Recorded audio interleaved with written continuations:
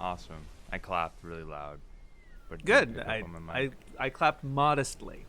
You modestly? That's what I love about you, Shaybs. You're always modest, and that's. Oh, thank you, Jack. I appreciate that. That's what Welcome to Pissed Pirates. We're not pissed at One Piece. We're pissed at you. We have no reason to, I'm really. pissed at Oda. I'll be real. I don't know if I'm pissed at them. I'm pissed at Ichiro Oda. He's the guy who made One Piece. I don't know him, but he does some things sometimes. He that kills I don't moms. Like. He kills moms, and that makes me sad. He makes people evil with his evil devil transformation. That I think is stupid, Oda. I think it's fucking but some stupid. people and some characters are just evil the whole time. They are innately forever evil. They're like, I love slaves. Oh, so what's giants. the difference, really? Yes. Who's the real evil? I got the beautiful text from Shaybs the other day that I got to catch up to One Piece. It's a text I've been eagerly awaiting for 5 months. Holy shit. A long time. Because we were like, months. flashback time. It's time. But the flashback's not technically over? It's still I feel like it. Well, I think there's probably one more chapter after this, right? Like I don't know. Yeah, we're talking about we can speculate on that. But Loki we decided to do it and pull the flashback, trigger now because I'm going away for multiple weeks and I don't want to miss out on like when the flashback ends or something. And I want to just like record it now. Yeah. And I think it just how happened it worked out because I think so the flashback starts with like Loki's account of what happens on this day 13 years ago, and then it cuts back to like 100+ years. And tells like the whole giant history. I guess not the whole giant history, but like up through Harold's history. thing. Yeah, he's a really interesting character. I think his story was so like believable. And I like he was this terrible little bitch guy who just rampaged through like the entire like Elbaf, and then. He met a girl who fucking expanded his mind. I really like his story with what's her name? Ida. Yeah. She's really funny and she's really nice. Cute. I like her character and he knows how to do them, man. He really knows how to do them. I like how she didn't have Nami's face. That was my right. that was my favorite part about or Robin's her. Face. Or Robin's face. Well, yeah, or Robin's face. Because like we're looking at young Shocky, not to skip around, but like she kind of just has Nami's face. You know what I mean? So it's a bit, yeah. All the Amazon women that are like, this is hot, are Nami's face, which like, he's not wrong, is he? No, he's not wrong. Like that's it's that whole thing where he married his wife was like his wife is Nami. Right? His wife is Nami. He got drew a his type, perfect bro. woman. He drew his perfect woman. He married his perfect woman. I get it. I understand. Nami's hot. More power to Yoda. But yeah, Ida was great. Cute. I thought she was really nice. I just and it's just like tragic seeing Harald, coming back. He's trying to marry this girl, but like the evil, stupid giant tradition won't let him marry like a half-breed. Yeah, I really like that they don't put a face to any of them. They really are just like some fucking peons in a small panel, like, no. And he's like, fuck.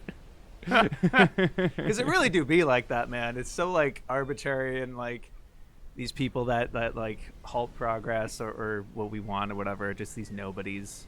There was this line, I think Ida did say it like in the first chapter. It was like, the destruction of anything in this world is a waste. What I think she said. And I'm like, that really hit me. I was Harald is this like rampaging angry man who's like, stop enslaving us, please. And then who's your god now? Yeah, he almost like overcorrects.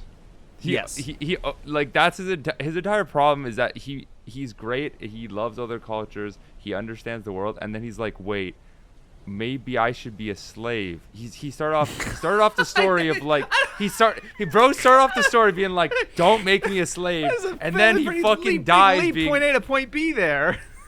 he kind of just like, obviously a lot of stuff happened. What if? What if I was a slave? Oh my god. It's such an interesting story. And I think it's pretty unique for Oda. It didn't feel honestly, it doesn't feel like any other flashback in the story because it has just like a Marineford arc in the middle of the flashback. Right. It's just it's very eclectic, but I enjoyed it. It was a good time. Was there any takeaways you had from like the I am chapters? shocked that you didn't bring up Rocks just then. Oh yeah, Rocks. Yeah. Rocks. He's kind of the main character. Just be the Rocks flashback. No, it's basically the Rocks flashback. No, for sure. Yeah. Cuz Rocks, Rocks whatever killed an admiral, and that's like how he met Harald, because I'm like, oh shit, we're gonna get a Harald flashback. Nope, 90% Rocks, and now we're back to Harald. I think there was something to be said of like we might get some Rocks, because of him like meeting Loki before the flashback started, but no, I didn't expect it just to be like the Odin flashback again, but this time with Rocks. Yeah, I was the thing that I was kind of thinking. Because I think a lot of this flashback is trying to endear us to Loki and like have him, like he's, they're gonna become an associate of the Straw Hats, to some like maybe like the giant Grand Fleet. They're probably gonna join or something. I have my idea about that. Yeah, and I really think it would have made a lot more sense to flesh out Loki's character more if he literally joined the Rocks Pirates and like we saw potentially we saw the what's it called, the God Valley incident. Through Loki's if he was at the God Valley incident, you think? Like if he was there and we saw it like through his perspective. I think that's fair, but it would just make you think kind of like it's crazy that I guess you could have gotten away with it in that way because it's like, well, what about Hyridine? Like it would have been like that's just what I would think about it. It's just like because I kind of link the two of them. And for me, I mean, if we have to see what he does with Loki ultimately, but I really think a core part of his character that resonates with me is him saying that he was born in the wrong era. Yeah, that he was too soon. Kind of like what with Roger in the One Piece, he was too early, right? Yeah, he just kind of misses it, and there's this kind of like common malaise of we're too late to explore the world, and we're too early to explore space. Something like that, right? It's that regret of like, oh, I wish I was this or that in terms of like being someplace or being somebody else without appreciating the times that you are currently living in. Because Loki is still living in incredibly unprecedented times and seems to be, and it appears to be a very pivotal part of history. So arguably he isn't born in the wrong era, but it's that common idea of like, yeah, I wish I was over there. No, I totally get that, and I think that is in this. I just wish I had more of Loki. More Loki. Oh yeah. I just wanted more of it because like, I guess I didn't like really like feel a lot of that throughout this because a lot. I mean, it's not done, so we'll see how much Loki he gives us because it could be the 3 minutes explain what happened at the castle. True. But I wonder if we could also see the moment of Shanks chaining him up to the tree. Yeah. Or what about him and Lola? Like, how did that happen? How does that factor in? I think we could still get some stuff from this flashback with him. Remind me, did he fuck Lola? He didn't fuck Lola. That was the first time he was ever mentioned in the manga. Oh, okay. Lola mentioned Loki. She ran away from Whole Cake because a giant named Loki was betrothed to marry her. Oh, it was in Thriller Bark, I believe. I didn't realize. I feel it. Actually, I think they said it in Whole Cake. Wow. I think they said that in Whole Cake. Confirmed. I didn't realize that. That's really funny. I had no idea. Oh yeah, and so like the image we had of Loki for years was like a goofy, once again a goofy Oda silhouette, right? Yeah. It's just like him, like this big fat oaf or whatever with a little crown on his head, and we were like, oh, there's gonna be some clown, whatever, like like a Orochi maybe or something like that. No, he's the fucking coolest guy. He's literally he's probably the coolest character design in One Piece. Like probably definitely top. Like, he's top up there. Fucking 5. He's top 5. And his personality's so fun. I just want to see more of him. And I think Rox. Me too. Rox was a really interesting character to follow because he's kind of like Blackbeard. It's like Blackbeard and kind of like Blackbeard. He looks just like him. Well, obviously, maybe it's his dad. Oh my god. Yeah, because it is his fucking dad. I'm just like, I feel like him just like revealing that Rox was his dad was, because I don't know if they revealed it before. Was like anticlimactic, you think? It was. Well, it wasn't. I thought it was hype in the moment. I'm like, oh, that's crazy. But I feel like it wasn't treated as something hype in the chapter, even though I'm like, this is the craziest thing that has happened so far. That Blackbeard was the son of like one of the greatest fucking pirates. Yeah, and that whole thing that brings that new meaning of like Ace versus Blackbeard. Yeah, right. Neither of those characters really understanding that about the other, because I don't think Blackbeard knew that Ace was Roger's son, and Ace definitely didn't know that Blackbeard was Rox's son. That's so interesting. I didn't even think about it in that way. Yeah, it's like generations. I really like getting these flashbacks and learning like the backstory of these older characters that we've known for so long. I think it was a really cool way to flesh out a lot of these loose ends that we have. Yes. Like all in one go. I think it was a very efficient. that's what I'm watching this. I'm like, oh, Dragon's there, Kuma's there. We got Shanks and Shamrock. Shanks and Shamrock. This is so efficient, Oda. You slammed all your friends in like a little slurry, and we're all here. Didn't go too hard on the Gods Nights, like introducing a ton of them. It's just maybe 2. Yeah. There was two like that new little. ones, There was like that little weird little girl one, and I'm like, okay, I like the Gods Nights. Well, I don't like them, but they look cool. I don't. Yeah, they're interesting. They're evil. They're evil people, but like, you know. Oh yeah. I do like them. They gotta be. You know. But yeah, no, I do think Rox and Harald, I really liked their back and forth. I don't know. There's a lot of these sort of relationships in One Piece. It immediately reminded me of Kobe and Luffy. Wow, interesting. Of Rox is the Luffy aspect of like they're trying to solve it like from the external way, like without. But then Harald's the well-meaning, resistant. Yeah, he's trying to do it through the means, like through the world government. Like that's what he's trying to do it in like the traditional way, and like it's obviously like he gets a bit naive there, but I don't think Oda treats either way as wrong. Like there's no like it's very nuanced and like morally gray in that way.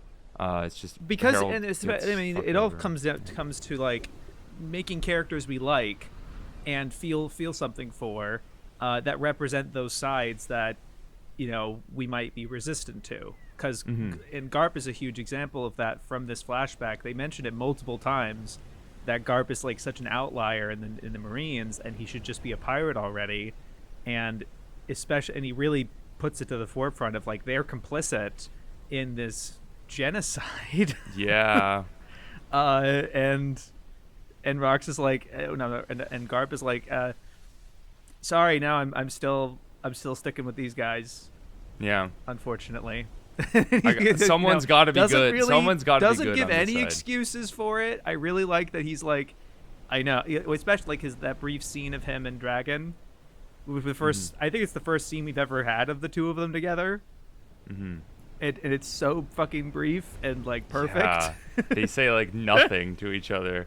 He like drops the key. And Dragon declaring, "I hate you," and he's like, "Yeah, yep."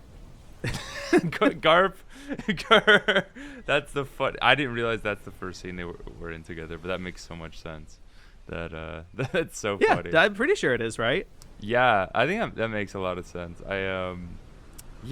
Dragon's inclusion I thought was really cool. I didn't expect to see his it makes so much sense, bro. His worldview is just completely shifted by this day. Like it's like so many things were established like from this incident. Well, Like, things no were one there, did. right? Because he did have a sense of justice, and he was like, I think I can save one person. I think I can try to do something and not be too complicit and kind of save my own ass almost. Yeah. But then when he's like confronted with the realities of it, and he can't even save one kid, which he's posed exactly like Luffy in the Sabaody. Oh yeah, When he loses is. all his crew, I couldn't save any of them. Dragon has goes through the same moment. It's so interesting. Yeah, Wild. Young Dragon does look like an edgy Luffy. It's like Luffy Yeah, with no, exactly. eyeliner. Oh, it's so cool. It's pretty awesome. I guess back to Loki though. I thought, Yeah, please. I just wanted to just talk about like his mother. Loki's mom is like His actual mother. his actual mother, not Ida, who's like Yeah. the who is nice the only queen. mother he ever had. Yeah, the only mother. But like Loki's mother is like evil stepmother Disney version evil. Like Yep. it's like for One Piece it is like so like cartoonishly evil. And But he's written those kinds of characters before. Yeah, you know? 100%. He's so good at that. Like as good as he is making endearing characters, he is also very good at making pieces of shit. I love the pieces of shit that are just so inherently pieces of shit. Like her Oh like my throwing God. Loki down into like the lower echelons of Yeah. Elbaf and him clawing himself back up as Brutal. a baby. I'm like, what the fuck? This is so tragic, and I feel like it's like it's presented so fast because like there's so many other things to get to in this flashback that Oda's like, yeah, this is sad, but we gotta get back to Harold. Harold, like it's pretty Right. sad. That This kid's getting moment, right. abused, but like Harold's traveling the world and he's having a good time. So, you know, it's chill. It's chill. He loves both his sons. And everything with the family department, Harold has done no wrong. I think. Well, when it comes, I mean, I think like I like obviously he's a nice dad, but like, is he really there for his kids? You know, like as much as he could be, maybe not. But that's like, what I'm. Yeah, like that's what I'm thinking of. I'm like, he loves his kids, but it's like he sees them like, it seems like every couple years. You know what I mean? Like from these flashbacks, we don't know exactly how it's working, but like he's and traveling honestly, all like the time. I'm actually really excited if we get out of this flashback, or we add a little more of the flashback. If we get some of what Loki and Hyruddin actually think of their dad. Yeah, because I don't think they've really said any. Like, it'd be one thing for us to be like, well, he doesn't seem to be there for them, like, you know. But like, how does Loki feel about being put in that situation, of having to chain up his dad, and he was going like berserk in a way that he doesn't understand, and nobody gets it. And yeah, I actually kind of want to crack open just briefly what I think might go down with this upcoming event. yeah, sure, hell yeah. So, I was reading it back, and I just want to preface it by saying that it's interesting how many people really how many fans really endeared themselves to Rox as a character, and they were looking at it being like, the man has done nothing wrong. You know, like it seemed that way, and or maybe I think some people have said that because they, you know, apart from like little things, little quote unquote, especially compared to the fucking God Valley incident, right? Yeah, for sure. He didn't seem to be all that bad, and in fact, especially the fact that he's so opposed to the world government and really spits in Nemo's face, really endears us to him. 100%. You look closer, it would just really listen to what he's asking Harold to do and the reason why he wants him on his crew. And it really especially sealed it in the chapter after he dies, where Loki flashes back to when him talking with Rox, and Rox is like, the only one who controlled. There's a whole ancient pirate crew, and the only one who can control them is your pops. Mm-hmm. And then elsewhere in the chapter, he's like, in the flashback, he's like, there's 2 devil fruits I'm looking for. One of them, Rox has to eat, and that'll be it. And so he wants Harold, who he presumes has either eaten the fruit or has the fruit. I think he said it was on Elbaf, right? to spawn a giant army. I don't know if that means controlling the existing Elbaf population somehow. I don't think that's it. But it has something to do with raising an army up and being able to be the leader of them. Interesting. It's some really big power. Yeah. But I don't think Harald... The fact is Harald has never acknowledged such a power.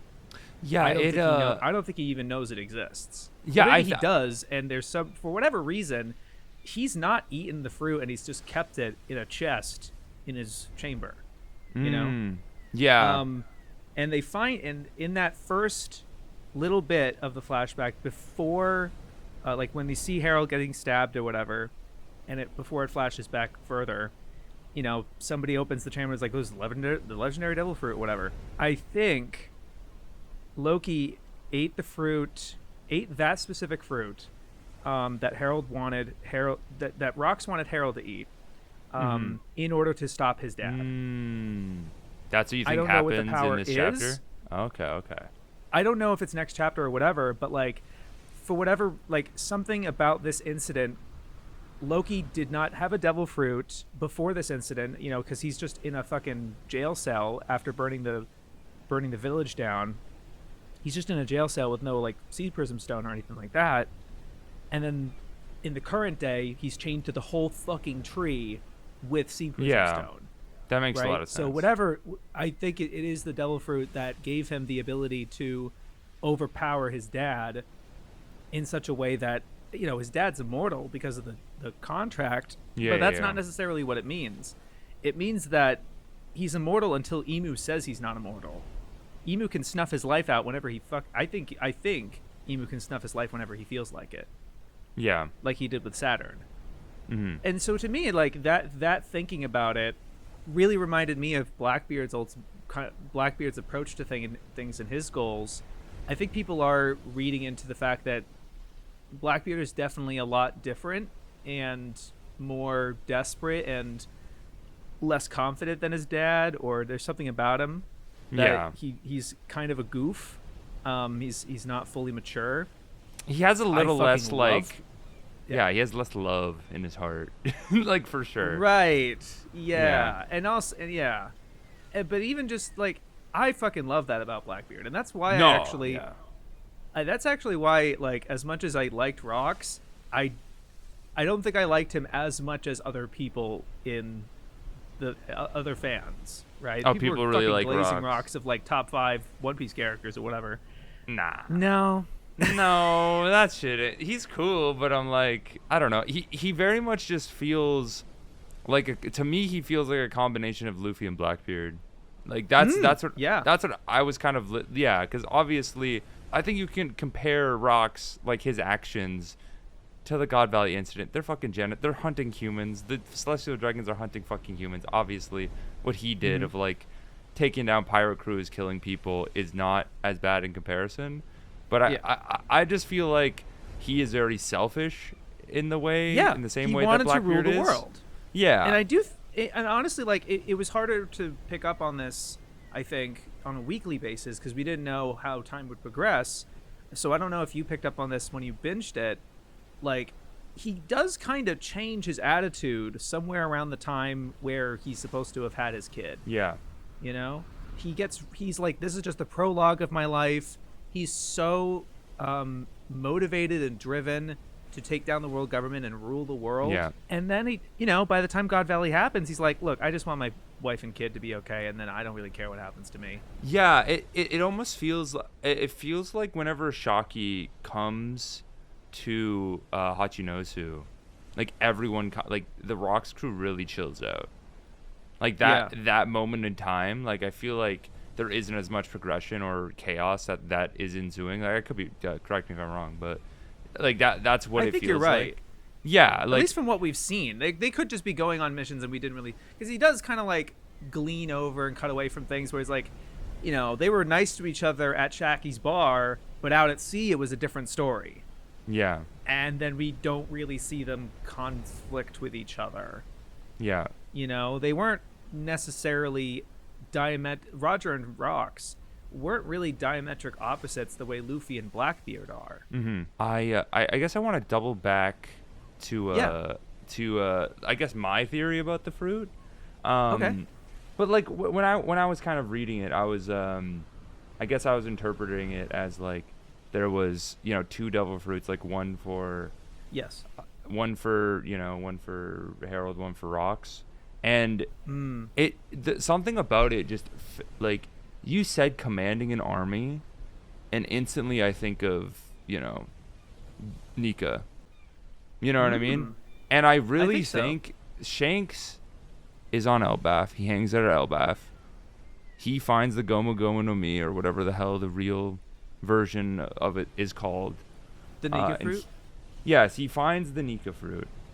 And that, I feel like that would be... Because I feel like at some point... I don't know if it's a Loki. Does Loki compare Rocks to Nika at one point? Yes. Right? Loki tells Rocks, I think you're Nika. Yeah. But that is... And that's like... you know, that's like what the giants believe as a heritage thing, and that all of them want to be the sun god, all of them want to be like Nika. Yeah. So it's sort of like a general mythological sense of flattery, rather than like really understanding that Nika was a real entity. Yeah. That, you know, then you know, had a descendant Joy Boy. You know, that, you know, this whole other thing about it. Yeah. I feel like it makes sense to me that, you know, the giants love Nika. Like, it's such a beautiful thing. Like, it would make sense for me that the devil fruit would be on Elbaf, and that, you know, Rocks would want to eat that, and, like, somehow command an army and, like, inspire people to join him. I definitely think you're right about the second fruit being the Gum Gum fruit that Rocks was looking for. Yeah, because like, what the fuck else would it be? No, but, right. I don't know, another fucking fruit, right? But I will say that the way Shanks got the Gum Gum fruit was from CP9. He stole it from a CP9 ship. I don't know how it fucking got on the CP9 ship. I think there's still a lot of answers to be had with regard to Nika Joy Boy. Number one for me, being it's the one that stands out the most to me. It may not be the most important, but the thing that stands out to me is the fucking giant Strawhat in Mary Joa. Yeah. Which I was in the last podcast, I was like, I bet we get answers to that. Fucking nope. Nope. Fucking nope. No, you don't. Oda forgot. He can't forget. He can't have forgotten. He forgot. It's been a long time, Shaybs. He forgot. No, look, he fucking takes 15 years to pay shit off. Not that I'll wait that long, but like, fuck. You will wait 15 years. No, I don't want to go for 15 more years. 5 more years, no. Shaybs. 5 more years. Yeah. Please end it. Not in the end it. It's so bad kind of way. End it so I can fucking appreciate it as a full story. Anyway. Yeah, it'll end soon, maybe. Yeah. I think you're onto something for sure about the real crux of it being this dichotomy with Rox's bloodline of the Davy Jones. Yes. And Joy Boy as 2 separate entities. How that's fully realized in Luffy and Blackbeard now, because Blackbeard is that full, you know, eligible descendant, you know, faithful descendant of the Davy Jones bloodline, whereas Luffy has managed to spiritually gain that motivation from the Strawhat, not like literally, not like a literal fucking manifestation, right? But it's symbolic. This will that of Davy, you know, was Roger.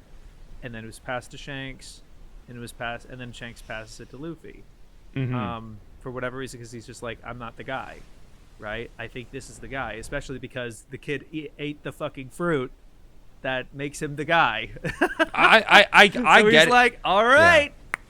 Yeah. You know? I get why Shanks didn't want to be the guy, bro. He's like a nepo baby. Like, if he saved the world, it would be like you had the privilege to do so, Shanks. Shanks, I understand why he would step aside. You know, he understands his place. It is all of like what I do feel at this point. We're gonna get like a dedicated Shanks flashback.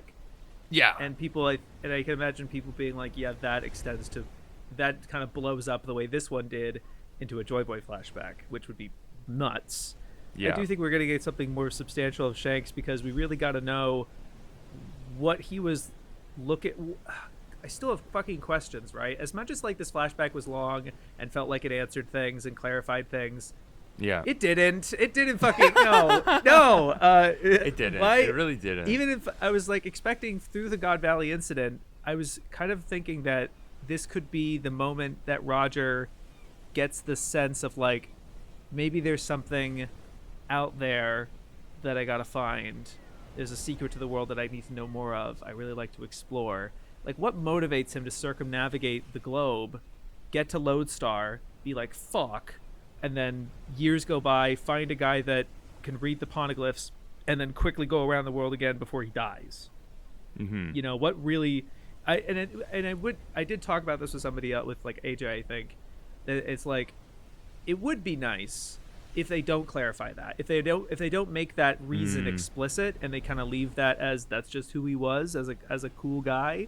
But I we don't gotta get fully it. We gotta buy get it. that. We gotta get why it. did he have the straw hat and then pass it to? Was it a fucking coincidence? Did he really have no idea? Was this a cool hat he found? The hat had Joy Boy's fucking semen in it, and it passes it on. And then it imbues them with the power of happiness. It has the fucking knot on the straw hat with the string that holds it in place. Yeah. It is on his neck. He unties the knot and it gives out Conqueror's hockey. That's fucking... Wait, so the straw hat is just Conqueror's hockey. That would be fucking awesome. God. Yeah, so no, but yeah, I still need to know that shit. No, you have to know that. Like, he's gonna do a flashback. Yeah. Like, I get like the idea of like leaving it up to interpretation, but that's not One Piece. One Piece is not that story. One Piece is very chalant. It is nonchalant. He's not that guy, pal.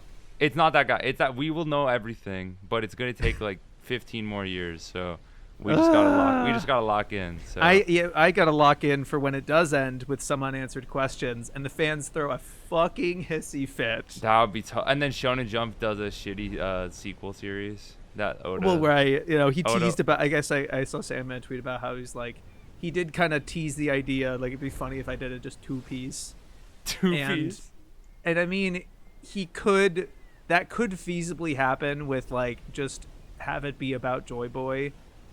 You know, you could write a fairly lengthy prequel, but I don't expect Oda to be the one to have written that because it really feels like I think he wants to finish his magnum opus and then fuck off. Yeah, I really want him to rest and not fucking be a mangaka his whole life. Mm-hmm. But then he would just pass it to an assistant that nobody will trust and nobody will read. No one will fuck with them. No one will care. No one will care. Yeah, no one will care. But the thing is, a lot of people care. still they will care. Who gives a fuck? I'm not gonna read that shit. Well, no, I will probably be okay. I've been okay not reading Boruto. I will be okay not reading Two Piece. I don't know dude. I feel like One Piece is a different beast, though. I'm saying this now, but I don't know. I might read it. Like, I might read Two Piece, and that because I think that One Piece gives you a certain feeling and excitement that I feel like I don't know if that is present in other stories in the world, and it's like I'm excited to see it end, but also like if you can get an essence of more of it, like I feel like if you like One Piece, I'd be down. It's like it's kind of how I see like the Pokemon games, where it's like I play the new games because there's like it's a certain feeling it gives me that it brings me back to childhood, and it's just like this fun experience that I have like every year or two. But like they're not they get progressively worse as it goes. Yeah, no, I mean so, I fucking loved Arceus, and then ZA was pretty good. I didn't hate it. I like ZA. I like ZA. I'm a ZA. I like it more than Arceus, low key. That's fair. But I agree with you. Like, and I don't really consciously think of it that way. But in another way, I do, because I fucking designed my character in ZA off of Wes from Pokemon Coliseum. Yo, what? That's awesome. So like, what the fuck? It's a similar kind of desire return to childhood. Return. Oh, I fucking love your character, dude. That's awesome. Right? That's fucking badass. My character's like cringe as hell. Has like red and blue hair. It's got the standard jacket. Not designed at all. I guess we go back to One Piece. Yes. Fuck. I had a. So is Davy Jones the reason they call it a Davy back fight? Obvious. I'm pretty sure they confirmed that in Long Ring Long Land. Shit, I didn't do it. I didn't know Davy Jones, man. He was an established character. Oh, okay. Yeah, I was like, not only was he did they confirm that, like, oh, there was this pirate Davy Jones in Long Ring Long Land. I'm pretty sure it's the same Davy Jones that you see the ghost ship in Fishman Island. I see. Davy. So he's been an established character. I don't really go back to Long Ring, Long Land, or Fishman Island very often. So I think it's. I'm sure you don't. I don't really like to. It's mid arc. So I don't whatever, like to man. Davy back to those chapters. So I'm. But like it is funny with the people being like, "You laugh at my fucking clown arc again." Fuck you, dude. How dare you? Right. Yeah, no, I liked all the flashbacks. Rayleigh and Shocky's relationship, I think was really cute. What an unexpected treat. It was so it's genuinely so stupid. Like the God Valley incident is like the epitome of One Piece in a microcosm of this is a genocide that is happening. But Roger goes there because he's horny. Yeah. Like that's literally like what? Like it is like he's not there to save the people. Rox really likes a girl who doesn't like him back. I mean, not Roger really likes a girl, and every pilot goes there because they want Shocky because she's hot.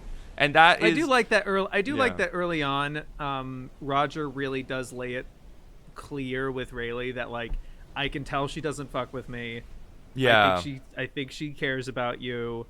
I'm still gonna fucking go after her. Yeah, I love that moment. It's the chase, man. I like the chase. Right? I loved that moment. That was such a great. It felt like such a self-aware moment for Roger, and I thought it was really, really funny. And also, just like much he cares with his crew in particular, like with Ray, like he I get emotional fucking in that moment in the bar. You know, where Rayleigh decides not to come or whatever. You know, he's kind of holding his own or whatever.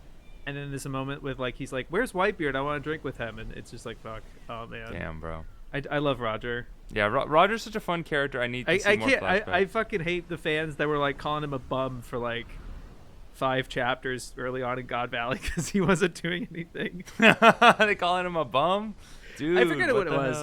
It was both. They were both shitting on Garp for like being complicit in the whole thing. Coming on the island where all this shit's happening and he's having this big fucking grin on his face. He's like, "Fuck you." What?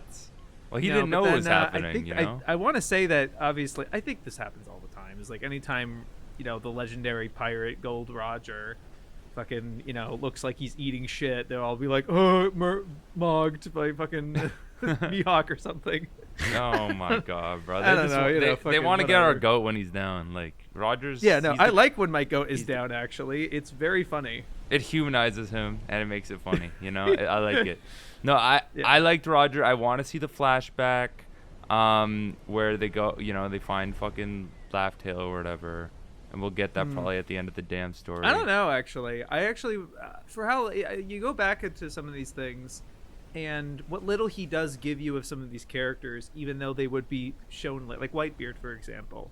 With how little, I don't think, like, we didn't even know that Whitebeard was on such a legendary pirate crew with Big Mom Kaido and this guy that looks like fucking Blackbeard, right? Yeah. We didn't know anything about that with him, but like what he does give us is that small kind of incidental moment right when he's dying, remembering this time where someone asked him like, "Oh, what is it you want to find? Like, what's your treasure?" And he's just like, "Kazoku," and like that. That's fucking it. That's all you need. So it's like what we were saying earlier with like, maybe they don't give us that shit, Whereas like I think the moment where we see Roger stumble upon this ridiculous story Like, what a funny fucking story. Like, I still like laugh at the idea of what if they, we learned the secrets of the world. Emu is the ruler of everything because he got mad at Joy Boy because he like Joy Boy saw him poop his pants or something. He was embarrassed. Like something really stupid and crude, and like Emu is that makes so much sense. Like he shit himself, and then yeah, Joy Boy made fun of him, and then he just like Joy Boy makes fun of him because his pants fell down or something like that. That makes so much sense because that's what it's gonna be. Like that's what it has to be, right? Because that's what that's what the God Valley incident is. There's a fucking genocide, but Roger just wants to kiss a girl. And that's One Piece, man, and that's life. And because it's, I think he would make the argument. Oda would make the argument, I think, because he still has to make it for a young kid audience, right? Yeah. I think like he's willing to not just have the God Valley incident. There's been several of these incredibly brutal, awful moments depicted not just by world government but by Marines or whatever. That are framed in such a way that should make the reader upset and demand justice and be on the sides of these characters. That's kind of what he does them for.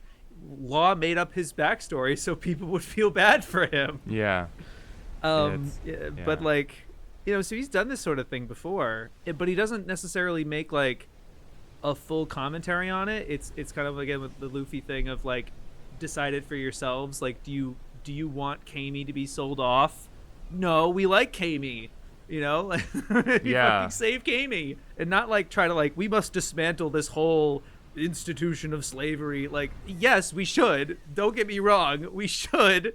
It's bad, but we can't do that in like all in one go.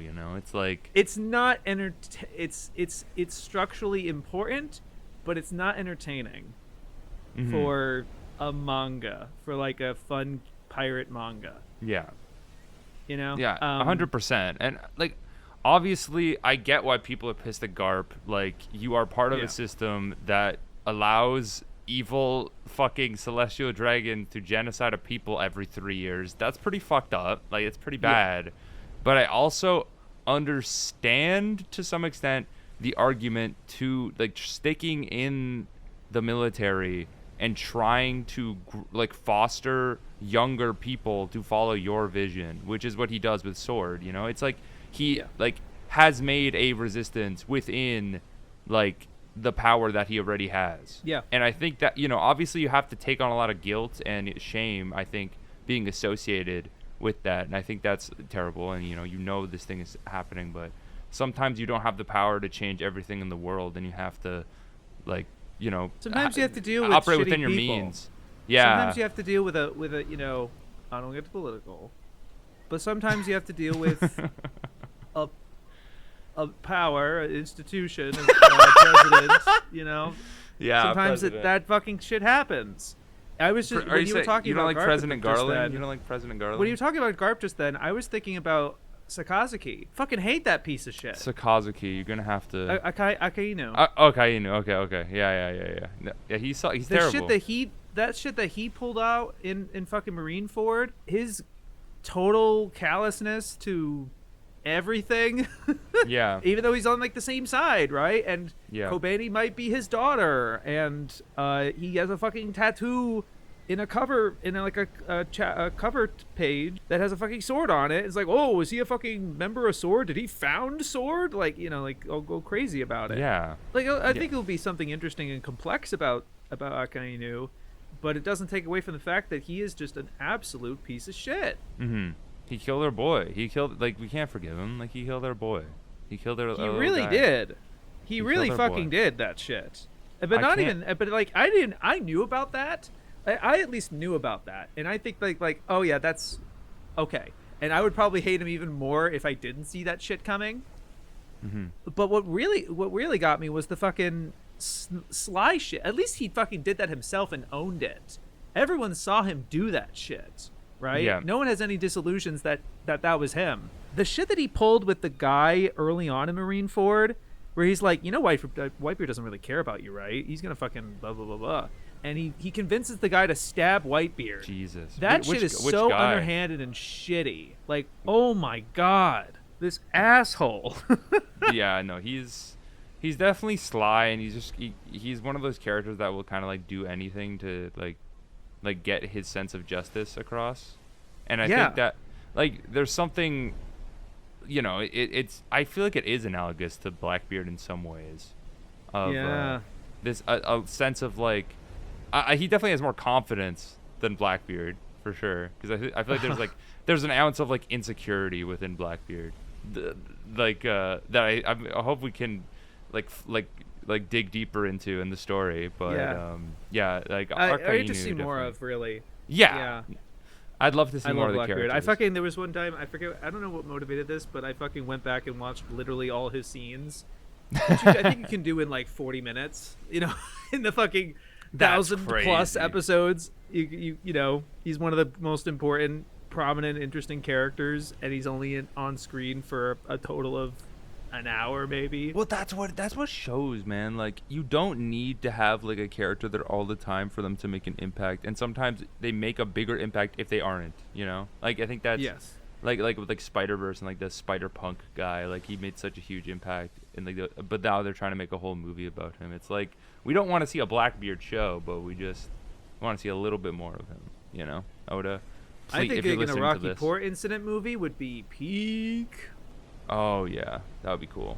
You just have the characters of Law, Kobe, and Blackbeard fucking teaming up, and that's cool. Crazy. That would be crazy. I saw the Chainsaw Man movie. They did the Reze arc. It was awesome. It was amazing. I want everything anime to be a movie now. So we need a God Valley Incident movie, and I'll go to the theater. I was saying, people were saying that, like, I do think they could do that. Yeah, I think it would, and I would just hope that they do what a lot of anime have done, even as early as fucking 1982. My favorite anime, Ashinojo 2, that was a currently airing TV anime that the finale aired months before the TV series finished, and that included the whole last fight of the series, which is like the last 3 episodes of the show. So they animated it for the movie technically, and then repurposed it for the show. Very seamlessly, to where like I think people wouldn't have even realized that, because they just see movie and they think it's just a full compilation movie, which it is, because it technically aired before the TV series did. This is actually technically original to this movie. Interesting. That's cool. So like I'm pretty sure Demon Slayer did something similar when, you know, they did Infinity Train, and then the first, I think, 5 or 6 episodes of the second season, something like that, was Infinity Train. They just kind of broke it into episodes. Probably not well, probably not like amazing, but I would hope if One Piece does that move, which I think would be smart and really good, I would then hope that means that they then incorporate that exact footage and that material into the story, and you don't have to have a situation. I think I would assume like Chainsaw Man, but maybe they don't. Maybe they do put Reze into the TV series or something. I just don't want to have a situation where they're like it breaks the streak. Like, I gotta go watch this movie, and then it restarts over here. Like, I know people are excited about One Piece going seasonal, quote unquote, where they were like, it's gonna be a maximum of 26 episodes in 2026, and we're taking a break. We're taking a break, and we're gonna be back in I think they said March, basically the spring season. They'll be back, so they're taking the winter season. Wow, that's crazy. Yeah, it was a pretty big deal. But it's still going to be considered One Piece. Like, it's still considered the same ongoing thing. Yeah. And not like One Piece season 2 or something like that. People were memeing about that. One Piece season 2. Right. They were memeing about that, but like the fucking 6-month break already happened with the fucking Fishman Island remake, and you know, them waiting that long between for 2 halves of Egghead. we don't call it fucking One Piece season 2 from the start of second half of Egghead or something like that. We don't do that. It would be weird. So I think it was still be considered one unbroken series. Yeah, I think that's a really good idea from the One Piece team. They're still going to pace it the same way. Don't get this twisted. Yeah. They're still gonna do one, maybe two. Like the past couple episodes of the recent episodes of One Piece have gone a little bit faster, but that's only because it's so much action. And they can't stretch that shit out that much. Like it's hard to do structurally. So it's an exception, not like a sign of, oh, maybe they'll go faster. I don't know. Maybe they will. But like, I don't remember. I did this a while when that first got announced. That like, if you did 26 episodes, and you did like 1-ish chapters or so, it might be feasibly possible to adapt Elbaf up to the flashback in 2026. Wow. I think that could be cool. Yeah, and that would be a nice, and then they would break, and then you they could do the potentially movie. make the flashback of the movie with God Valley incident, maybe. But of course they have to fucking plan that shit. They have to start planning that shit now, or like maybe fucking months ago, or even just like I don't know how much Oda tells them about how the story is going to go, and if they get that idea, and production is that far ahead, it takes a while. These days. Yeah, I can imagine. Yeah, animated movies are in production for fucking years, and like the level. I remember the Chainsaw Man movie was like, hey, when's this happening? It got announced, and then we waited fucking 4 years or something. Yeah, it might not be feasible for One Piece. It's just such a bigger. It's like with a Pokemon game in comparison of like it's such a big thing that it kind of just needs to keep running to keep the enterprise afloat, because One Piece is just like a whole enterprise. There's probably like hundreds of people who are employed underneath the One Piece umbrella. Yes. So it's it would be strange to have the anime take a break for that long for just a movie. So I'd like to watch a movie, and maybe they'll make a movie version of it. That could be like an episode of I would say they could do that as God well. Valley which or like something. they have done things like that already, right? Like they did the Alabasta movie and the Drum Island movie. Yeah. And they were kind of weird, right? Yeah. Because they're not really full, like, clear adaptations of something. Because I think the model wasn't there yet. They didn't really... The movie, it didn't support that sort of thing. I think they were... I want to say Mugen Train wasn't the first to really do this. Like, that doesn't make sense to me. I do feel like somewhere there was someone that does this, but like clearly Mugen Train is the example, right? It's the one that like set the standard. Well, because exactly, it set the standard, and it's like big. This could work. This is actually viable. Because back then it's like are people really going to go to the movies for a chunk of an arc that they don't know who the characters are or whatever, right? Clearly doesn't fucking matter. Yeah, it makes $600 million. Read that shit then. Yeah, I do think that like it set the model because it was fortunate that arc was either, I haven't really looked into it, just enough chapters, or had the right amount of chapter and like right amount of dialogue and action that really felt like you could tell this story in a movie without cutting anything, or not even cutting it. Don't cut anything. Add things. Yeah. Like it's way, way, way better to add than subtract. Holy shit. 100%. Got to, because why the fuck else see it, right? Exactly, right. And you can add so many details to this God Valley incident in a movie format. Yes. I think like there's so many funny moments, but I think like having the time to spend with the characters that aren't like just a few panels, like will just add so much to the general feeling. And I think I think it would just flesh out the arc so much. I was just thinking that while I was reading this, because I watched that Chainsaw Man one. I didn't really like the Chainsaw Man anime. I only watched the first like couple episodes, but I love the manga, and just watching that they adapted that arc like so perfectly in a movie format, and it was just. And like, again, they were so fortunate that Fujimoto just kind of gave that to them on a fucking platter. Yeah, I was watching that like having not really read. I was anime only for Chainsaw Man Part 1.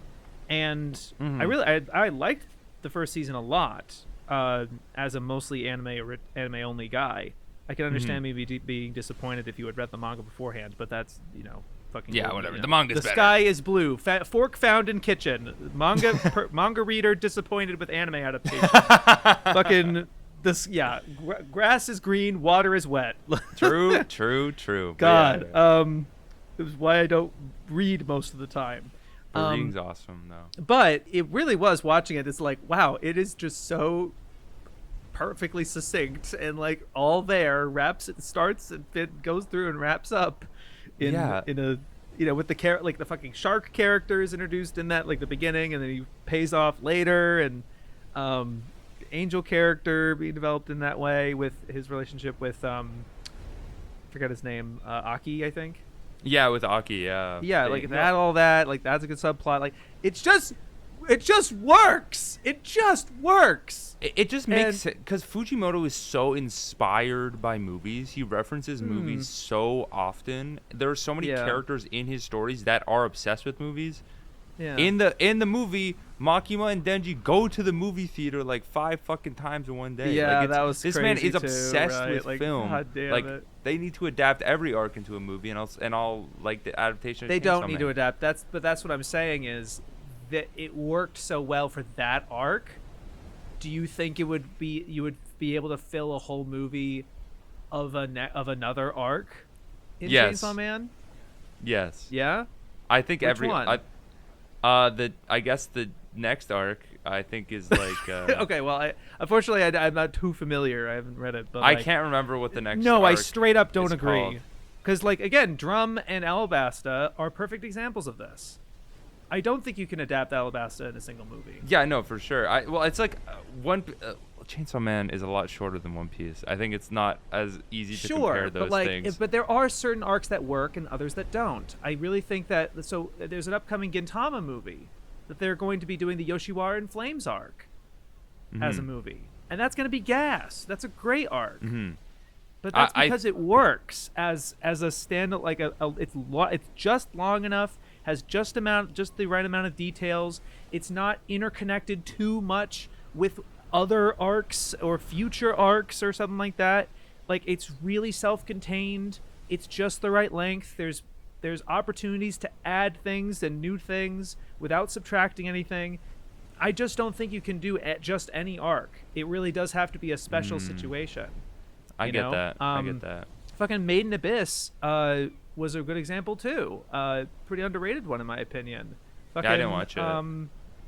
After season 1, they did a whole kind of, they get to a new layer, and there's a a bad guy, and then they meet the main character for the arc or whatever, and they go through the whole thing, and then they leave the layer at the end with defeating the bad guy, and like it's a whole succinct thing. Like it feels like a cohesive piece, right? Yeah. And I mean, I think Demon Slayer is kind of trying what you're suggesting with Infinity Castle, except that shit's apparently 2.5 hours. It's a shit ton of talking, and it's part 1 of 3. Oh, there's 3 movies. Okay. Yeah. I'm pretty sure it's a 3-parter. It's at least part 1. I'm just thinking fucking that Demon Slayer movie is at least fucking part 1. I just think of Chainsaw Man. The Chainsaw Man manga is really short. Part 1 is really short. It's only 98 chapters, and there's only like a few. There's only like a few arcs, like after Reze. Like and like they're much longer than Reze, from what I remember. I just reread it like last year. I guess I'm struggling to remember the name of it, but yeah, there's a lot of things that occur, and it kind of just like it obviously takes place like immediately after the Reze arc, but I think there is just a cinematic quality to the way Fujimoto presents his stories, and I just would like to see it. I think his shit deserves to be on the big screen. Don't get me wrong. Fucking Look Back was peak, Yeah, I love Look Back. I would love to see his Goodbye Eri one shot become some kind of movie, or perhaps an OVA or something, a 20-minute something. I don't know. Yeah. It is just a matter of like, it is just kind of going into it in practice of like, okay, let's write the script. How long does it take to say this dialogue? And then you look at this script and you're like, this script is 3 hours. We can't do this. Yeah. We're not making a Martin Scorsese movie. Like we're not doing that. Yeah, exactly. So like there is practicalities and limitations to this sort of thing. Yeah, where, I get what you mean. You're faced with that sort of choice. And sometimes it works and sometimes it doesn't. And with One Piece, I would love to see some things get a movie treatment.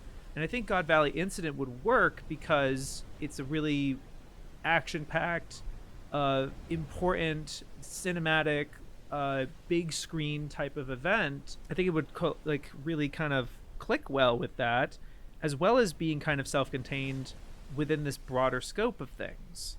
I don't think you would be able to do the entire Harald flashback in one movie, but I think you could add. You could kind of start around with Rox, and do like kind of Rox's story almost, maybe.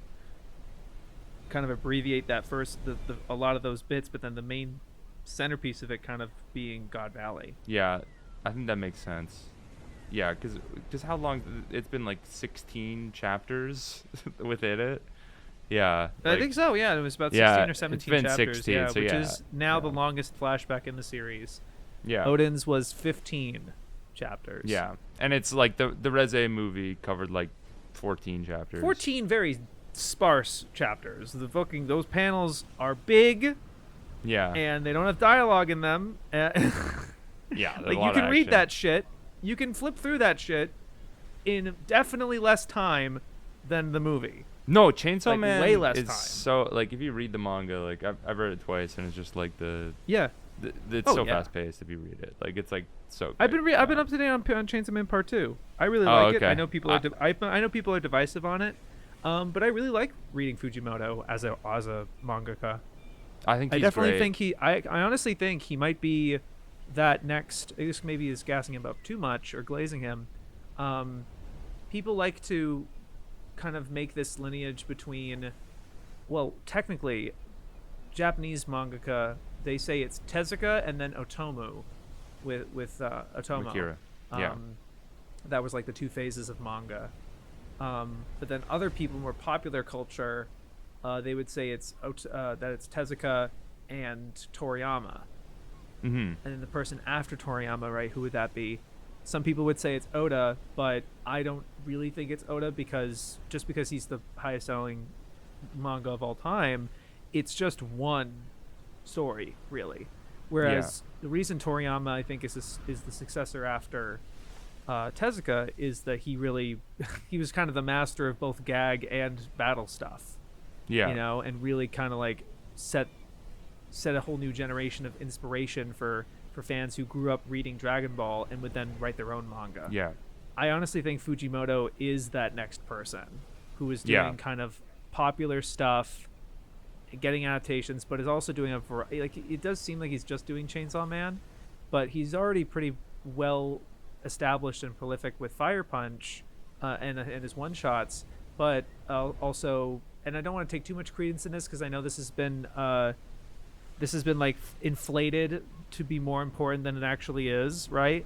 But I do think it goes without saying that like there are some assistants and people in Fujimoto's circle that he worked with on Fire Punch, and I don't know Chainsaw Man or not, but like that would go on to also write their own manga of equal style and tone, and not like I'm not saying that they're influenced by him directly, but like the Sakamoto days, same generation and family, similar to how Tezuka was in that same generation family as Ishinomori or Mizuki and everything like that.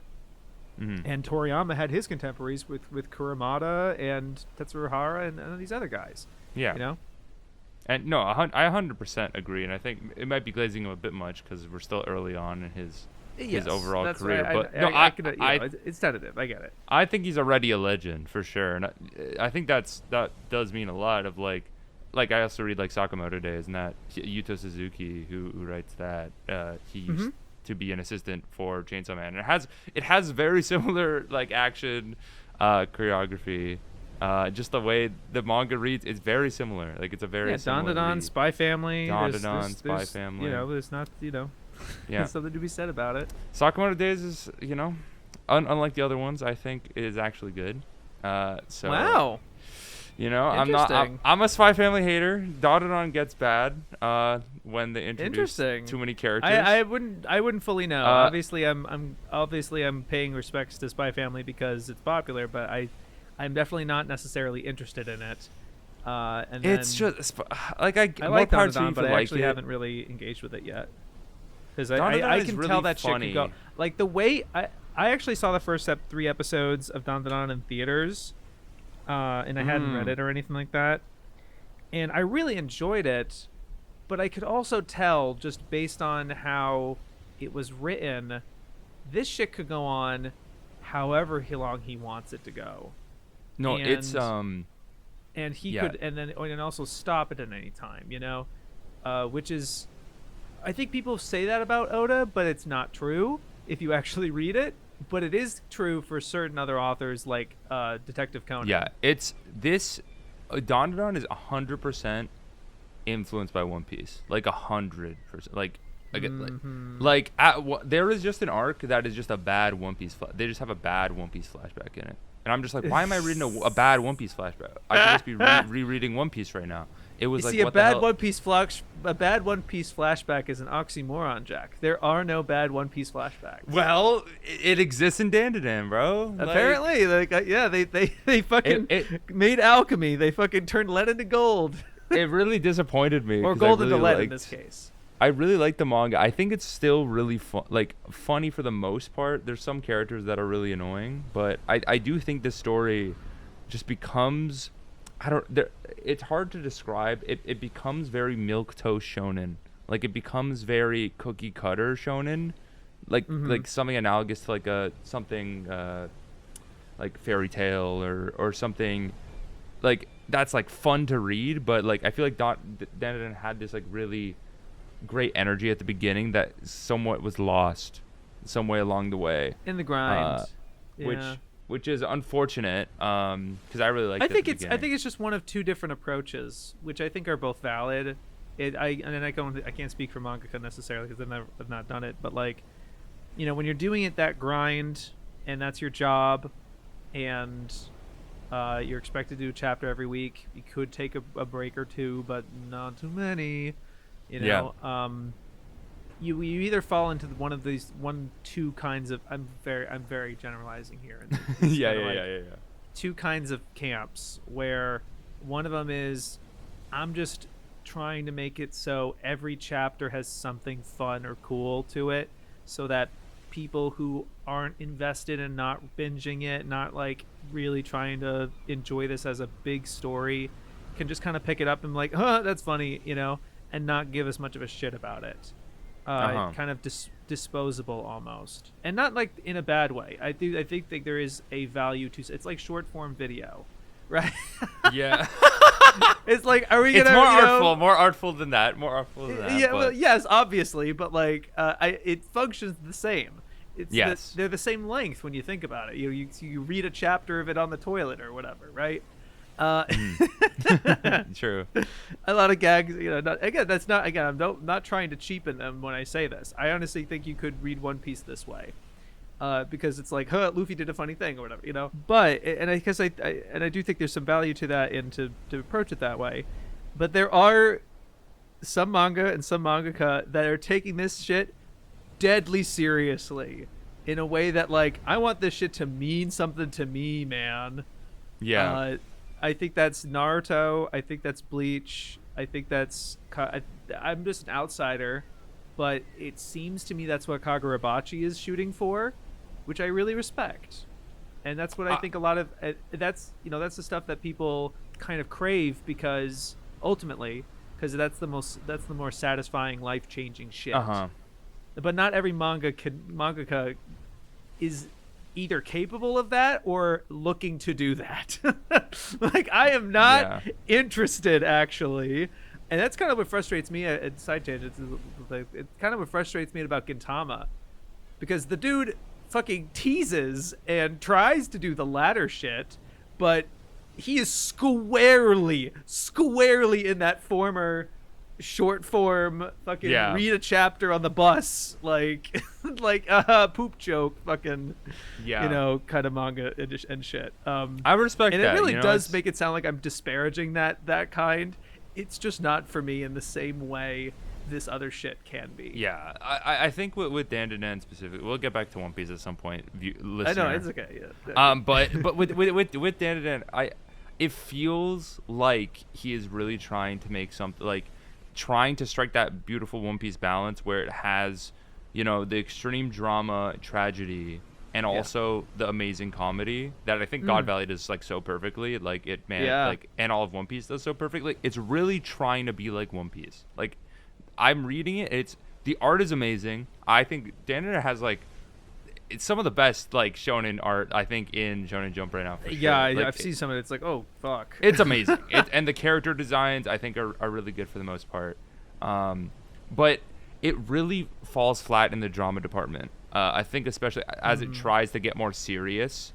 Yep. It falls into a lot of shonen tropes of oh, this character's dying, and then obviously they don't die. It just falls into very similar shonen tropes that I've seen before, and I think makes me disappointed because I feel like it had this weird energy to it at the beginning of the premise is so strange and weird and funny, and I just wish they struck more with the sincerity, because I feel like it's kind of lacking when it comes to a lot of the extended cast, because I think it works really well with the two main characters, Okarun and Momo. I like their cute little romance that they have. I think it's one of the things that keeps the me best reading shit. it. It's easily it's really the cute. Shit, it's yeah. the shit that you're there for. Yeah, and it's fun. It's just it just has like how I'm there for One Piece for the fucking Straw Hats. And oops, where are they? Who are they? Who are they? They haven't been here. I don't even know any of them. I don't even know. Bro, they're fucking more than half of them are chained up together right now, unable to do shit. Where's my boys? I don't even know what they're doing at this point. I don't even know what they're... But then the main guy, the fucking the wings, the captain, and the Luffy. doctor are all with Loki right now, and they just felt fucking Emu's presence. They're like, oh yeah, bet, and they're about to scrap. Oh my god, man! All the while, my family, my fucking second family that I care and I love about so much, are fucking sitting there squatting, all right, we can't beat the Gods Knights. We fucking tried. Hey, we scrapped, right? Hey, we tried.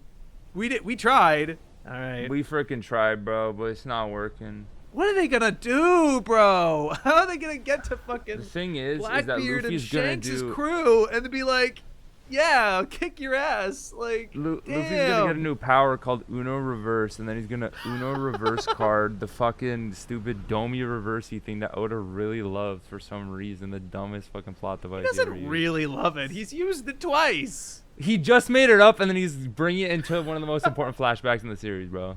Oda just made this shit up, and he's I think it's fair. Also, Rox likes it. Also, Rox did it. I'm like, shut up, man. Oh my god. Look, I think he thought of it as, look, I need Rox to fight Garp and Roger, but I need him to be in such a way that, why is he fighting them when the world government is the one that, I don't need them to beat Emu. I'm planning Emu to be defeated this way.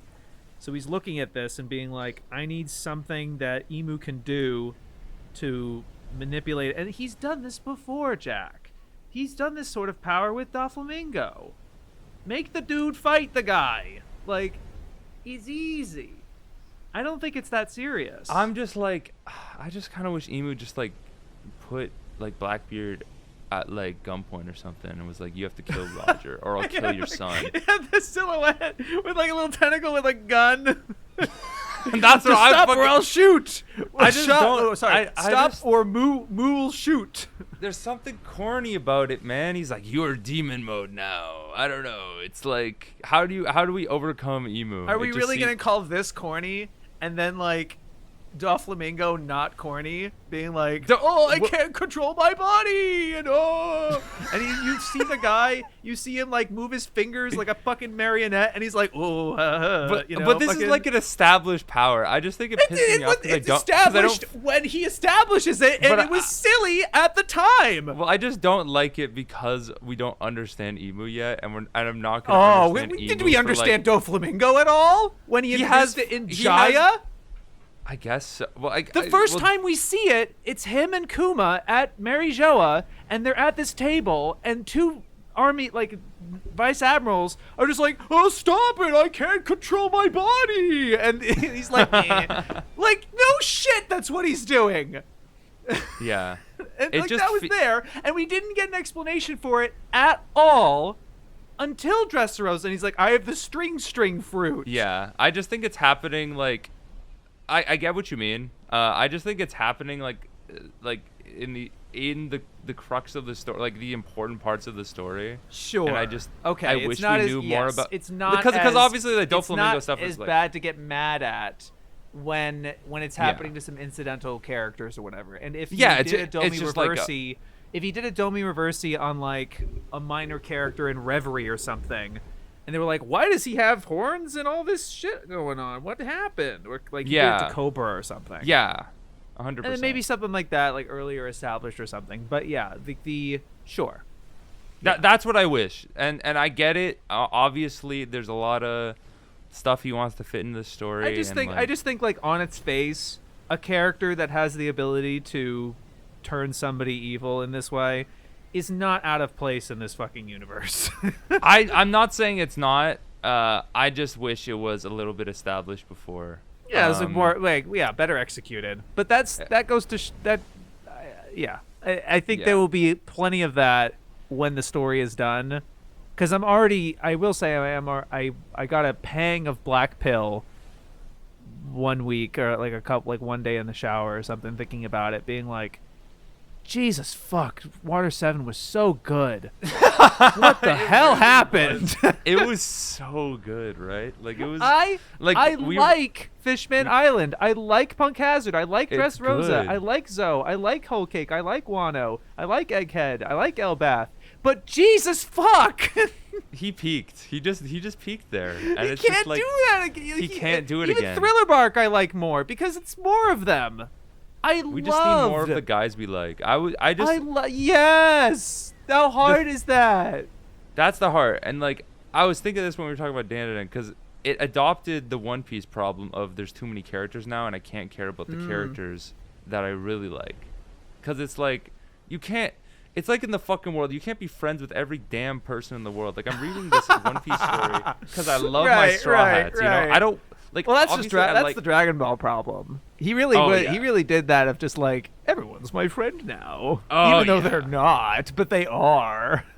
But in Dragon Ball, it doesn't matter as much because it's a dumber story. Like fucking nothing matters in Dragon Ball. Nothing matters in Dragon Ball. Like, yeah, nothing matters in Dragon Ball. So you don't have to take it as seriously. But One Piece wants you to take it as seriously.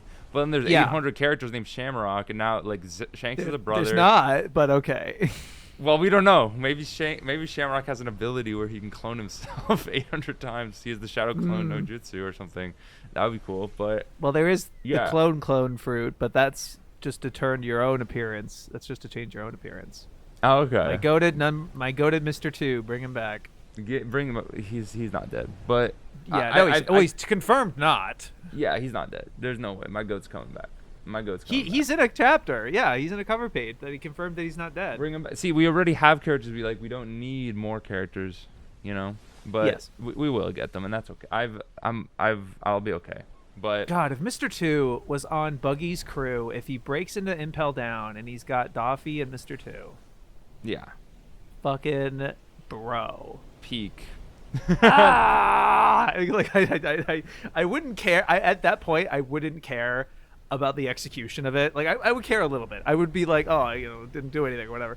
But like no, like nothing will top that like euphoric like moment of like, oh my God, they're all here.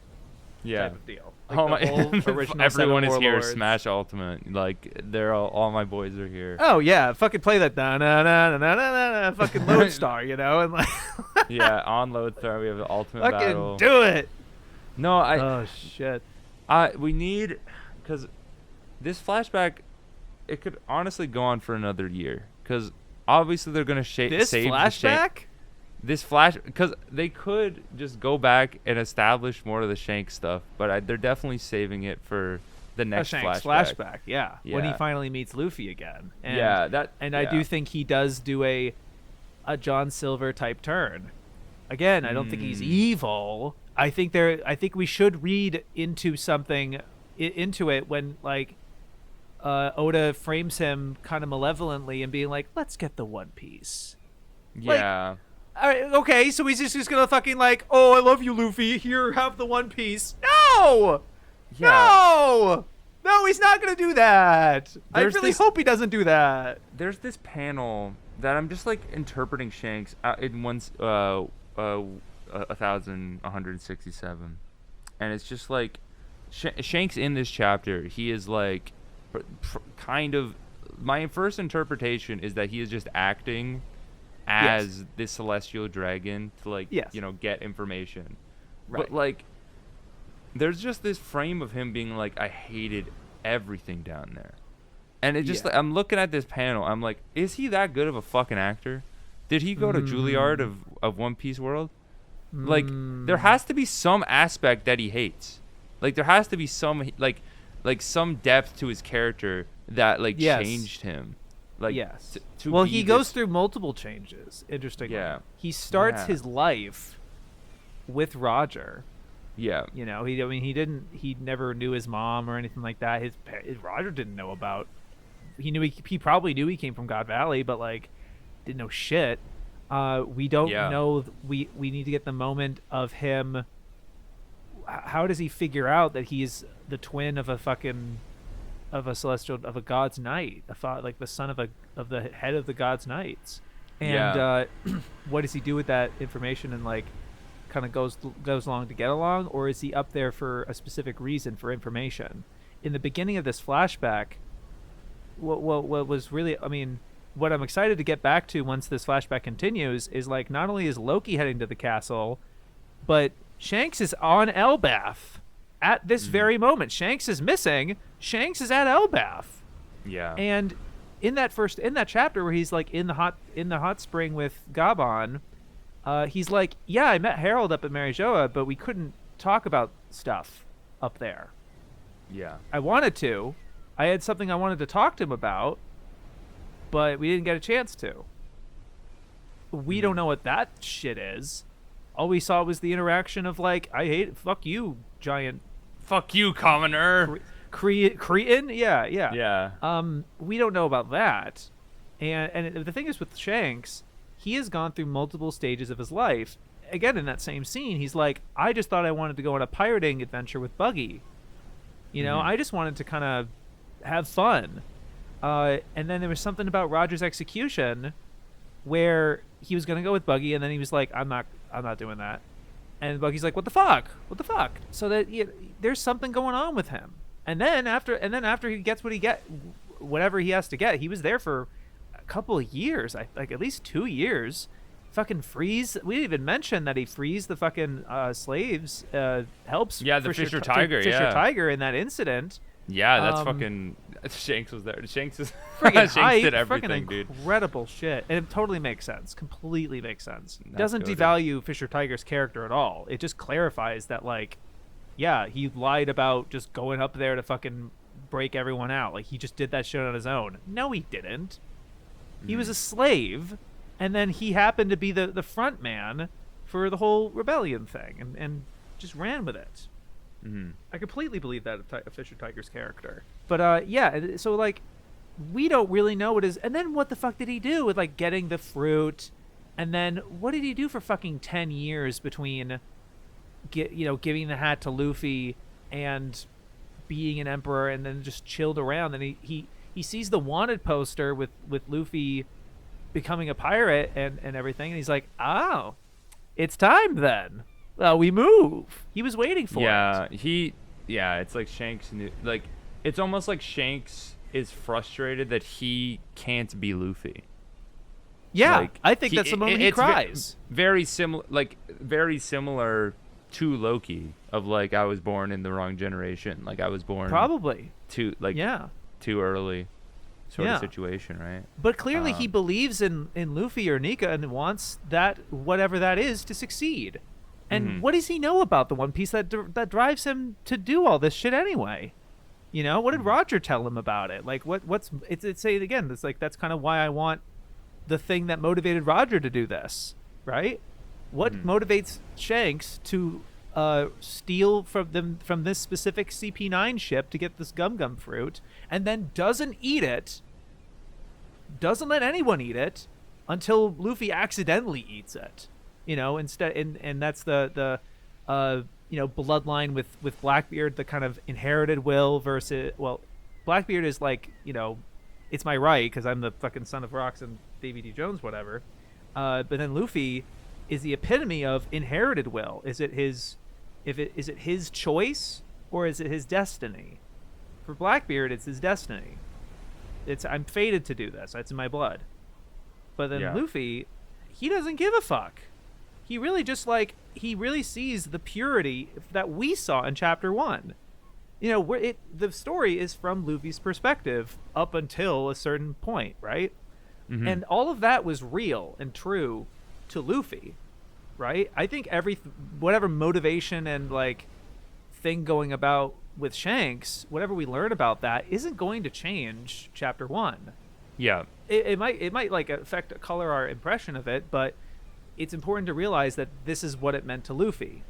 This is what he saw, like the you know, him seeing Shanks getting humiliated in that bar, and he's like, why didn't you fight back? And learning that lesson of like, I fight to protect my friends, you know, and I do it consciously. I don't just like do it to be a tough guy, right? Yeah. That's the lesson he takes away from it. That's what we should take away from it. Not necessarily that like, what was his plan? What was the master plan? Right? Like whatever. Yeah, I want to know more about that with Shanks and everything, but like, it doesn't change who Luffy is. And that's what I fucking love about the whole Nika thing and the Joy and everything like that. It doesn't matter what the Straw Hat means, because none of that matters to Luffy. What only matters is that this was something that Shanks gave him. And you know, Gabon was like, "Oh, he gave that to you, huh? Really? It is. Oh no, he let you borrow it. He's like, he's letting me borrow it. I'm going to give it back to him." And he's like, "Oh, really? That's how it works? Is that really how it works? It's not really how it works." Interesting. And then he's like, I really like that perspective. I think it's just very optimistic. Especially view. Like he keeps being like, everyone's like, Nika, Joy Boy, and he's like, who? I'm just like, me, bro. Defiantly being like, no, literally who? Like the latest episode adapted the chapter where the robot is talking to him as he's like, "Oh, Joy Boy, I'm great to see you," and then he turns around. He's like, "Are you talking to somebody else?" Like, who? Literally who? God, it's so who good. Lulling him. No, it's so good. I think that's a great perspective of it, because it's like most people in the world would get like wrapped up in all of like what is happening in the world. And that's like what the fans are, and like that's why, you know, you have like humors like fucking Nate who like, do all these things. And I feel like I'm definitely closer to that camp than you are. But it's just like that is not what the story is about, because Luffy is gonna be presented with this information, and then he's gonna be like, okay, I got my boy Usopp with me. Like, who gives a shit? What? Exactly. Like, he doesn't give a shit, and like that's good. That's awesome, right? He's like, good. Like, it's like, okay, good for you. Anyway, look at that cool giant over there, Usopp. Holy shit. Yeah. Yeah, man. He just wants to go on, and he just heard about this One Piece thing, and he's like, let's do it. Yeah. So, you know what I just thought about? It's interesting. Did Shanks tell him about the One Piece? How did he find out about any of that shit? Yeah, right? That's interesting. I don't think that's shown in chapter 1, and I don't think it was shown in the Asabo flashback either. I don't know how he comes to know what the One Piece is. I mean, but of course there are other scenes that we know of happened that we haven't seen, right? Like Luffy telling Shanks what his dream is, and then Shanks being like, "Oh my God, it was just like the captain's," right? Yeah. We never saw that scene personally, and we could see that scene in a Shanks flashback. Yeah. You know? I think it very well will be, right? Or I want to say so, yeah. It could not just be like, oh, the kid ate the gum fruit, therefore, right? Because he could, let's kind of be honest here, if he really didn't want this kid to eat the gum fruit, he could just kill him and have the fruit spawn somewhere else. And then, okay, I'll just fucking go get it again. Right? The story would be so different. It would be so edgy if Shanks tries to kill Luffy. Oh, well, yeah. That'd but be like, awesome. don't you kind of... I can kind of see Shanks doing that sort of ruthless thing. There's something about him that I'm just like... I think he is very dead set on it. But it really was just Luffy being Luffy is like, I like this kid. I took a bet on him. I sacrificed my arm for the sake of a new era. Yeah. You know? Yeah. And potentially, get rid of that depths contract from my arm. That's a nice bonus too. Yeah, the depth contract. Yeah. Right, and yeah. Man, such good shit. Yeah, that's cool. I like it. I think I want to see what happens to Shanks I have my next. own black pill, which I've shared with you. Again, yes, I do think they could have done a fuck ton more with the actual crew. Yeah. Like more interpersonal conflict shit. I remember being so fucking invested in pre-time skip of like the relationships with each of the Straw Hats, like exactly Zoro and Chopper, Nami and Sanji, Usopp and Nami, Usopp and Sanji, like a little like a Chopper and Sanji. I don't know why I keep bringing up Sanji, but Sanji, Usopp and Chopper. Yeah, just Sanji in general. He's pretty cool. Sanji and yeah, Zoro, or even just when a new member would get added. It would be curious to see like, oh, this is an interesting dynamic that Brook and Zoro have with each other as fellow swordsmen. Or Brook and Frankie, and so where like, oh, I don't know what the crew did shit before we joined, and we're like, oh, okay, and so they kind of have this kinship of like, I came later, kind of deal. It's just it really is like the first half of One Piece is like the show Friends, with a little bit of Game of Thrones, but then like post time skip, it's like we're kind of in Game of Thrones. It's like Lord of the Rings. Yeah. It's Lord of the Rings. Like I feel like even Lord of the Rings got more has more consistent friendship dynamics. It does. It's so true. You're so right. Than late game One Piece right now, because it's like I was hoping Elbaf would be a smaller scale arc. And I think it is a smaller scale. It still is. I definitely think we're after this flashback. We're in like a climax period. It's gonna. I just not do gonna want. Be forever. I just want interpersonal conflicts between the characters that I care about. Me too.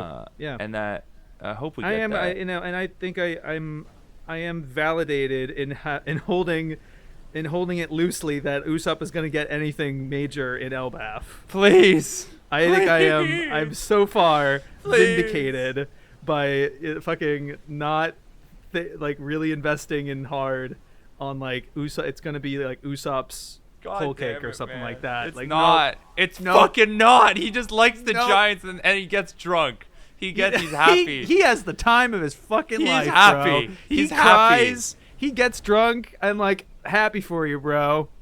Not what I wanted, but that's it doesn't matter because nothing will top what you did in Water 7. He can't do this, man. He really can't. He set up. Usopp loves them Giants. He wants to go there so badly. He set it up, he made it, bro. Yay! He did it. What's the fucking payoff? Is that he went? No, man. Fuck! Yeah, like scream for the fucking rooftop, bro. Like, when this story is over, for sure. And because, like, dude, I kind of think he is saving all the best shit for the end. Like, I think he came up with, like, I think he had, like, this is a good time to pull this trigger and this trigger for, like, Sanji and Whole Cake or whatever, and maybe something for Zoro at some point. Anytime, please. No. Right? That will never happen. Yeah, but a little crumb. Here's a little crumb. And he can feast. I do feast on crumbs. Fucking, Nami facing that dinosaur woman in Wano and being like, Luffy will be king of the pirates. I ate that shit up. Yeah, that was yummy. That was a full crumb. Meal for me, Jack. That was a good crumb in the couch. Let's be honest. That was a good crumb. It was a crumb. It was a crumb, man. In Dressrosa we had God Usopp, bro. Look at bro, Usopp had like an entire like little aspect to him in that arc, He fucking saved the day twice. Where he's my fave character, and Oda's dumping him in the trash, and everyone else. Too. Look, no, I wouldn't say he's dumping them in the trash. It's simply that he's not doing enough with them. Yeah. He is giving them. I was piecing it the Sanji put in some work in Egghead. Fuck off! No, he didn't. He fought. Yeah, he punched. He did the big punch. He did a cool kick, blocking Kizaru's block. Oh, you blocked one laser, and I cried. I cried reading that when I read the manga, bro. I lost my mind. You cried at the laser? At Sanji kicking the laser from Kizaru, and he's like, "That was a freaking laser," and he's like, nice. "Light doesn't hold a candle to love." Yo, I lost it. That's all he has to do. But and that he knows that. He knows that's all he has to do. And so he doesn't do anything else. For me, that isn't it. Because I know he could still do it. It's not it's a sugar high. It's great in the fucking moment. And then you look back on it and you're like, yeah, okay. Shaybs, we got Whole Cake Island, bro. We got Whole Cake Island, and that gave so much more to Sanji. But we had to lose half the crew to do that because Oda wants to drop 500 more fucking characters. So we need everyone on Elbaf to die for our you have the bench. Why put him on the bench? Why put him on the bench? They should have came. They should have came with them. Yeah. And I get, you know what? I kind of think that might be why people are not as up with Jinbei as a character. Because, he's a member of the Straw Hat crew. Fully deserved, full gung-ho. But then he's like, no, I'm not going to join you right now. I'm not going to join you at the end of Fishman Island where it would make sense. No, I'm going to fucking keep doing my whatever the fuck he was assigned to do. What was the significant, important thing that he did to keep him on with Big Mom? Why did he wait? Why was he not on fucking Punk Hazard with them?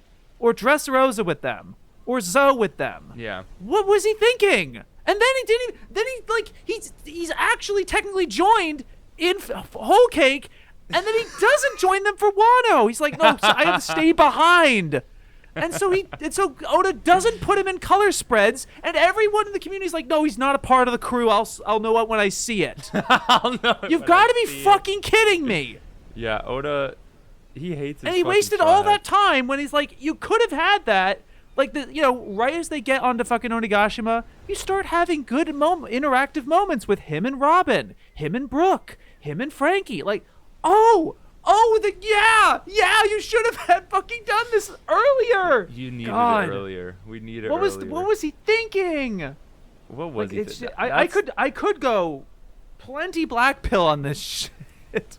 It's so easy but to I go choose not to, to, Jack, because I like to have a good life. I had a sad moment. I bought one of those Labubu vinyl figures because it was One Piece. Oh my god, that is a sad moment. Holy shit, I had a sad moment. So I bought it. It was a tough moment, but it was One Piece. It was One Piece themed, so I wanted to buy it. So I bought this from the store, and it's like a blind box. So it has all the Straw Hats. So it has Sabo, different characters and stuff. And I pulled the Jinbei one, and I just automatically said, this is the worst fucking one. This is the worst. Obviously, it's the worst. I like Jinbei. Who doesn't like Jinbei? He's a nice character. Sure. Actually, I would imagine a Labubu Jinbei probably... Well, that's just sad, first of all. But Labubu Jinbei. That sucks. But more so that, I just think conceptually, given what Boo-Boos look like, he's probably in the top 5, yeah, I could see that as a Labubu Jinbei. Yeah, I can picture that. It looks Labubu fine. Nami is ugh. You don't want big titty Labubu. What? Labubu Usopp? Labubu Chopper? You know who would be a good Labubu? Bartolomeo. Yeah, he would be. I wish I got Bartolomeo because he has more. He has more. Be a bomb-ass Labubu. I actually wouldn't be that embarrassed about owning. He has more FaceTime with the Straw Hats than fucking Jinbei does, and he's not even part of the damn crew.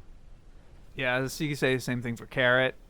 Carrot, they're not part of the crew. Fucking Vivi, nope. But we got fucking Jinbei who fucking jerks off and fucking in the corner. All right. That was a little like I did caveat that by saying he does deserve to be there. That boy is responsible for Luffy being the person he is and staying and sticking with it and reminding him that he has a crew. I think it's the best moment in the series, and he's responsible for it. So, forever validated. Fuck you. I love Jinbei. I think he should be a Straw Hat, but I think there are better people. But he fumbled him. That's the thing. That's what I'm trying to say. Is that Oda fucking fumbled him? He fumbled. That is honestly, Jinbei might be the biggest blunder in the entire series. He could be. I honestly think that'd be a fair argument. We have to wait for the fucking short story to be done.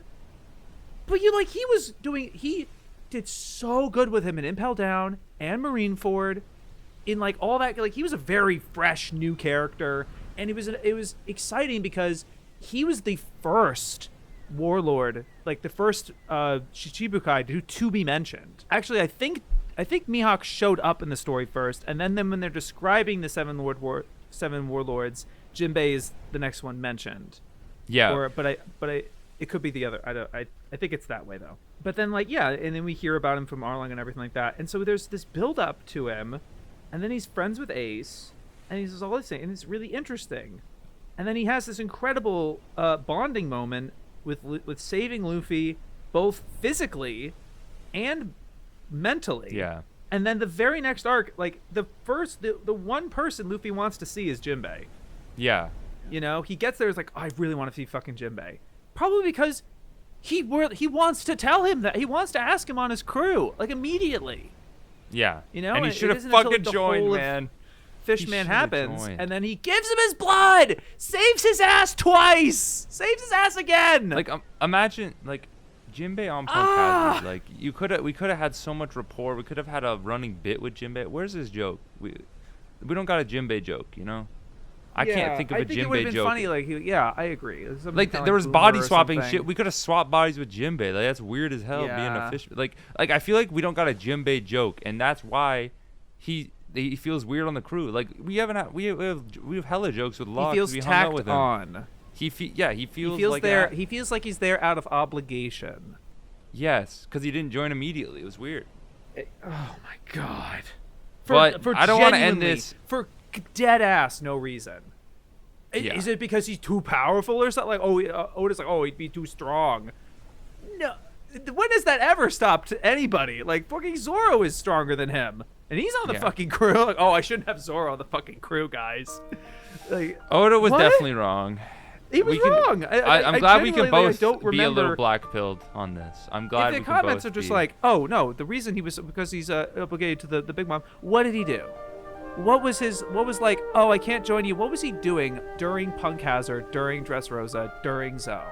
Fucking Jack. They don't tell us. Fucking shit. He wasn't doing shit. Nothing. With that, I'd like to continue this conversation, but I think we should probably end it here. This is great. We'll be back soon. You finally got me like really black-pilled. I'm happy. I'm sad that it's at this point of the podcast because I want to continue the black pill, but I gotta go. But we gotta. Yeah, no, he's like this. I'm having the time of my life shitting on. I'm happy as hell. I'd love to shit on Jinbei more. But we'll definitely do it sooner next year. I just want to see the end of the flashback, so I'll probably just read it weekly until it's done. To be honest. Hey, cool. That's fine. No, I think that was great. That would be great. And then we can have one. Feel like maybe end of Elbaf or a different whatever feels like a next stage of something we'll do. Yeah, fuck yeah. We'll see you guys next time on the Pissed Pirates. Bye-bye, everybody.